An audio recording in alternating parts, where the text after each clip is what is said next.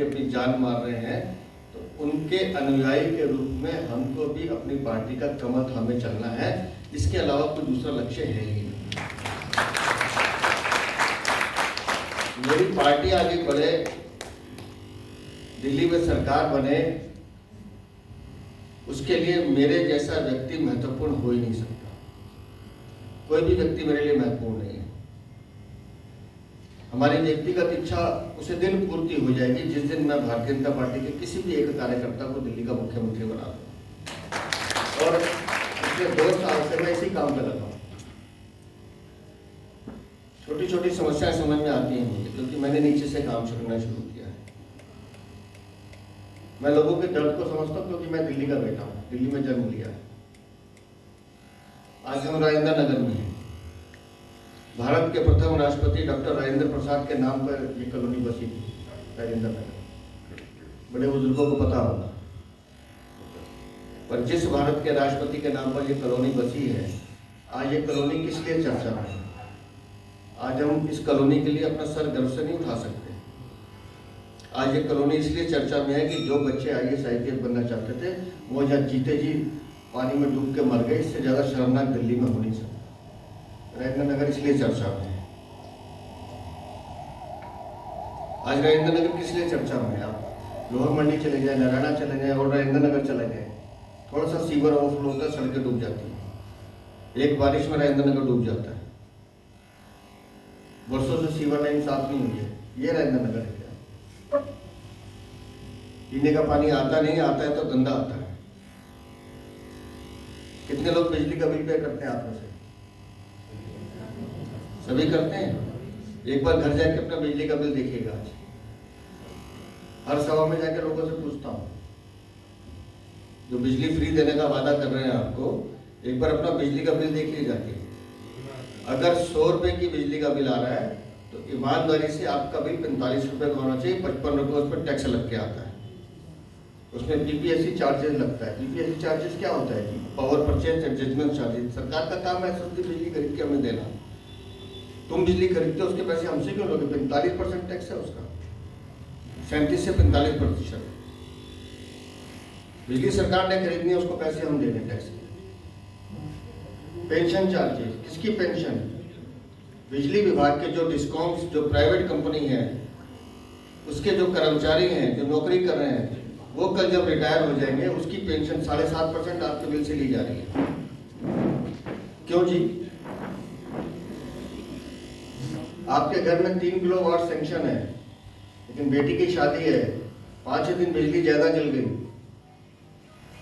और वो 3 किलोवाट से ज्यादा चल गया मीटर, तो पीछे से 250 रुपए सरचार्ज लगा के आपका किलोवाट 5 किलोवाट कर देंगे।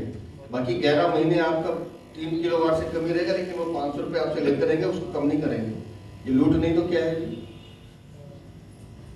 डेफिसिट चार्जेस 2006-7 में प्राइवेटाइजेशन हुआ, उस समय कोर्ट में बताया गया कि 800 करोड़ के घाटे में डेसू।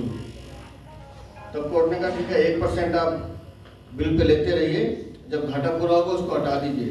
आज हम 2024 खत्म हो गया, 25 में आ गया, आज तक 1% चार्जेस ले रहे हैं, तो वो 800 करोड़ पूरा नहीं हुआ अभी तक। रेंट चार्जेस, मीटर का रेंट कितनी बार नहीं बढ़ेगा? 100 रुपए में से 45 रुपए की बिजली आप खर्च करते हैं, 55 रुपए इन पावर कंपनीज की और सरकार की जेब में जाता है, जिससे हम भ्रष्टाचार दलाली कमीशन कहते हैं। लेकिन दे रहे हैं सब लोग। सरकार जो है भाजपा की बनने जा रही है, ये इन्होंने प्रण लिया है, मगर ये प्रण तभी पूरा होगा जब हम आस पड़ोस, रिश्तेदार, व्यापारी, सब हमारे जितने भी लोग नजदीक, उनको आज से ही हम फोन भी करेंगे, समझाएंगे, उनको काउंसलिंग करेंगे कि हमें दिल्ली सरकार भाजपा की क्यों चाहिए। आयो लाल सभई चौ झूले। तो ये बड़े गर्व की बात होगी, आपकी अध्यक्षता के अंदर दिल्ली के अंदर सिंधी समाज का कोई खाता खुलने जा रहा है। और वैसे भी हम दिल्ली के चुनावों में तन मन धन से भाजपा के साथ है। और इस बार हमने जो केजरीवाल सरकार है जो एक झूठा देगा, ऐसे कई ऐसे पैम्पलेट्स हमने छापे हैं, उसकी जो झूठ की बोल निकाली है, उसको यहां से खत्म करना है। जब हमारे माननीय मोदी जी विश्व के अंदर उच्च स्थान पे पहुंच चुके हैं, ऐसे वक्त में, ऐसे युग में अगर दिल्ली कैपिटल में भाजपा सरकार ना बने, ये तो बड़ी शर्म की बात हो जाती है। तो इसलिए आज सिंधी समाज इकट्ठा हुआ है, एकजुट होकर के भाजपा की आवाज निकाल रहा है। इस बार केजरीवाल को यहां से हटाने का पूरा ठान के बैठा हुआ है, अंदर जोश भी है। हर दिल्ली के कोने कोने से संस्थाओं के पदाधिकारी आज हमारे बीच में उपस्थित हैं। तो मैं ऐसे वक्त में आपको पूरा हम सब मिलकर करेंगे कि नहीं करेंगे? जोर से बोलो, जय झूलेलाल। तो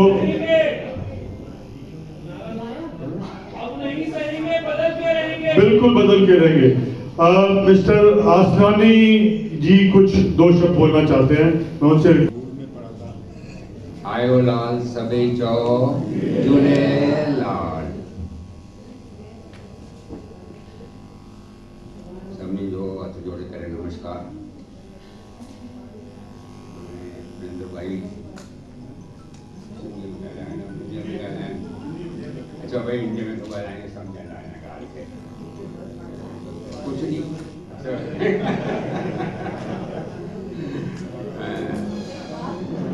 कुछ ॾींहं पहिरियों ई असां हिननि सां मुलाक़ात कई सी। असांजा मजदूर बिहार जा ई कुझु माण्हू हुआ कि उन्हनि जा हिननि खे नाला ॾिनासीं असां कि भाई कोशिशि कजो कि हिननि मां कोई समाज दिल्ली की 100 से अधिक पंचायतों के अध्यक्ष, महामंत्री और उच्च ओहदे पे जो लोग थे वो सारे एकत्रित हुए। आने वाले चुनाव में जो है सिंधी समाज जो है अपनी इस वक्त आज़ादी के बाद 5वीं जनरेशन में चल रहा है। जैसे कि मेरे दादाजी हो गए, पिताजी हो गए, मैं हो गया, मेरा बेटा हो गया, उसका भी बेटा हो गया। तो हमारे जैसे ही हम भारत में, जब भारत पाकिस्तान बना तो हम तो भारत में थे ही, लेकिन हमें कोई एक तो स्टेट भी नहीं मिला और हम आते ही अपने रोजी रोटी में लग गए। और रोजी रोटी का जो सिलसिला ये 3 जनरेशन तक चलता रहा। अब सिंधी समाज जो है एक मजबूत समाज हो गया। इसमें सारे अपना समाज के साथ साथ देश में जो है एक अच्छा उद्यम करके, मेहनत करके पैसा कमाया, अच्छा इनकम टैक्स दे रहे हैं, अच्छे सामाजिक कार्यों में जोड़ रहे हैं। और इसके अलावा जो है वो ये चाहते हैं कि अब हमारी जो आने वाली पीढ़ी है उसको प्रतिनिधित्व दिया जाए, राजनीति में उनको भी भागीदारी मिले। इसी बारे में बातचीत चर्चा करने के लिए हमने सारी पंचायतों को इकट्ठा किया और एक विनम्र निवेदन किया भारतीय जनता पार्टी से कि सिंधी पहले से ही भारतीय जनता पार्टी से जुड़े हुए हैं, लेकिन अब वो चाहते हैं कि थोड़ा सक्रिय होके राजनीति में भी कदम रखें। तो चाहे एक दिल्ली से, एक जगह से, 2 जगह से, कहीं से भी एक बार शुरुआत हो जाए ताकि सिंधी समाज जो है राजनीति में जो है अपनी एंट्री कर सके और देश की सेवा में भी लग सके और समाज की सेवा में भी लग सके। जय झूलेलाल। मैं नरेश बेलानी, महामंत्री सिंधु समाज दिल्ली। मेरे साथ में भरत वातवानी, अध्यक्ष सिंधी प्रकोष्ठ भाजपा दिल्ली। आज का जो कार्यक्रम था, अध्यक्ष जी आए थे भारतीय जनता पार्टी दिल्ली प्रदेश के वीरेंद्र सचदेवा जी, उनके साथ में जिला अध्यक्ष सुनील कक्कड़ जी और प्रतीक शर्मा यहाँ के मंडल अध्यक्ष। जो आज की मीटिंग बुलाई गई थी, जो सारे सिंधी जो हैं सारी दिल्ली के सब अलग अलग विभिन्न पंचायतों से यहाँ इकट्ठे हुए थे, उनका मकसद था, हमारा मकसद जो आज था कि हमें प्रतिनिधित्व चाहिए आने वाले जो दिल्ली के चुनाव है, उसके लिए हमने ये मीटिंग करी थी और उनसे रिक्वेस्ट करी गई है। और आज हमें बहुत उम्मीद है आज की मीटिंग के बाद कि कुछ न कुछ सिंधी समाज को मिलेगा। जय झूलेलाल। और मैं हमारे भाई भरत जी से कहूँगा कि वो कुछ मिलेगा। आज सिंधु समाज ने मीटिंग बुलाई है। माननीय वीरेंद्र सचदेवा जी आज मुख्य अतिथि के रूप में सिंधी समाज के साथ बैठे हैं और पूरा सिंधी समाज दिल्ली का हर क्षेत्र से यहाँ उपस्थित था। हर संस्थाएं, 80 संस्थाएं हैं, उनके पदाधिकारी आज उपस्थित थे। उन्होंने वीरेंद्र सचदेवा से रूबरू बात की है, जैसे फैमिली में एक दूसरे के साथ बात करते हैं वैसे बात की गई है और पूरा आश्वासन दिया है कि इस बार दिल्ली में जो विधानसभा का जो चुनाव है उसमें सिंधी समाज बड़ा अहम रोल निभाने जा रहा है। और इस बार जो केजरीवाल को हराने में जो योगदान रहेगा वो सिंधी समाज का रहेगा। तो लगभग 2 लाख वोटर हैं सिंधी समाज के दिल्ली के अंदर, और सिंधी समाज में कम से कम 25,000 से लेकर 50,000 तक व्यापारी गण हैं जो 20 लाख वोटरों को टच करता है, या वो कस्टमर के रूप में या एम्प्लॉय के रूप में।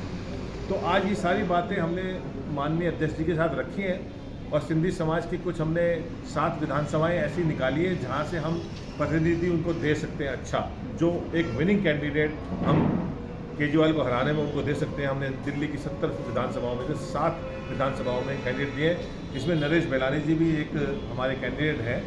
तो इस तरीके से आज बहुत अच्छा कार्यक्रम ऑर्गेनाइज किया गया है नरेश बेलानी जी की ओर से। ये महासचिव है, यहाँ पर हर वर्ग जुड़ा हुआ है। राजेंद्र नगर में उपस्थित गंगाराम के सामने सिंधु समाज, जहाँ पर हर मंगलवार हनुमान जी का आरती भी होती है, भंडारा भी होता है, मेडिकल चेकअप कैंप लगते हैं। यहाँ पर कई पेशेंट्स के लिए हमारे देखेंगे पूरी धर्मशाला फुल रहती है। तो ये एक व्यवसायिक केंद्र है। ऐसे व्यवसायिक केंद्र हमारे दिल्ली में 8-10 हैं जो सेवाएं कर रहे हैं। तो ये पहले समाज सेवा की है, अब 5 पीढ़ियाँ हो चुकी हैं। अब राजनीतिक अधिकार के लिए हमने उनसे रिक्वेस्ट की है, और उम्मीद है कि इस बार हमारे को ये आवाज़ हमारी गूंजेगी। और वो आश्वासन दे के भी गए हैं कि मैं आपकी पूरी कोशिश करूँगा, नहीं तो दिल्ली सरकार बनने के बाद आपको प्रतिनिधि जरूर दूंगा सिंधी समाज का। जय भारत, जय झूलेलाल, आयो लाल सभई चओ झूलेलाल।